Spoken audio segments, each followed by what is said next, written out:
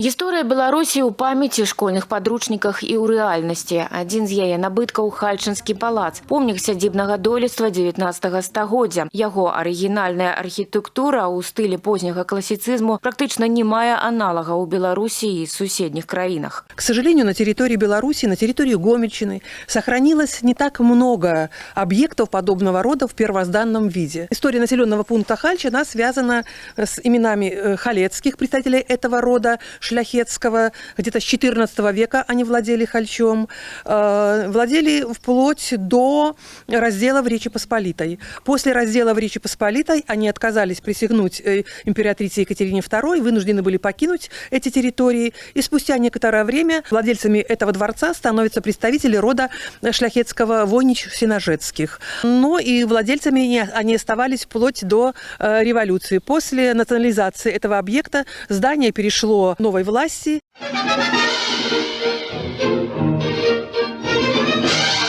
Калісьці ў памешчыцкай сядзібе праходзілі балі, у двары быў фруктовы сад і фонтан. Унутры палаца знаходзілася каштоўная старадаўняя мэбля, бібліятэка, калекцыя дываноў, срэбра, фарфору і шмат жывапісных работ вядомых мастакоў. Цяпер рэшткі былой раскошы ахоўваюць мясцовы вартаўнік Пётр Шпакаў і яго памочнік лабрадор Лакі. Охраняем здание, территорию.